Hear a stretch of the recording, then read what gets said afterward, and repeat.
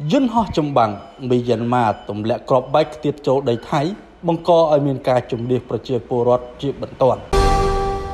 សេចក្តីរាយការណ៍បន្ទាន់មួយបានឲ្យដឹងថាកងទ័ពអាកាសមីយ៉ាន់ម៉ាបានបើកការវាយប្រហារតាមផ្លូវអាកាសមកលើមន្ទីរពេទ្យរបស់សហភាពជាតិការ៉ែននិងនៅក្បែរនោះដែលស្ថិតជាប់ព្រំដែនដីថៃក្នុងខេត្តមីងហុងសុនអាជ្ញាធរថៃបញ្ជាក់ថាមានគ្រាប់បែកយ៉ាងតិចមួយគ្រាប់បានធ្លាក់ចូលដីថៃក្បែរដងទន្លេសាវិញក្នុងតំបន់មីងសាមលៀបដែលបង្កឲ្យមានការភ័យខ្លាចយ៉ាងខ្លាំងដល់ពលរដ្ឋក្នុងភូមិរហូតដល់មានការរត់ភៀសខ្លួនចេញពីលំនៅឋានដើម្បីសុវត្ថិភាពក្នុងប្រតិបត្តិការនោះយន្តហោះចម្បាំងបានទម្លាក់គ្រាប់បែកចំនួន9គ្រាប់ត្រង់ទៅលើតំបន់មន្ទីរពេទ្យនិងសហគមន៍ដែលស្ថិតក្នុងក្រុងប៊ុងសងរដ្ឋការ៉ែនដែលមានចម្ងាយ500ម៉ែត្រប៉ុណ្ណោះពីព្រំដែននៃប្រទេសថៃយោងតាមរបាយការណ៍ពីស្រុកមីនសតក្នុងខេត្តតាក់ក៏បានឲ្យដឹងថាកងពលតូចស្មើជើងស្រាលលេខ22របស់មីយ៉ាន់ម៉ាបានប្រើប្រាស់អាវុធធុនធ្ងន់និងអាវុធធុនតូចៗជាច្រើនក្នុងការវាយលុកលើទីតាំងរបស់សហភាពការ៉ែន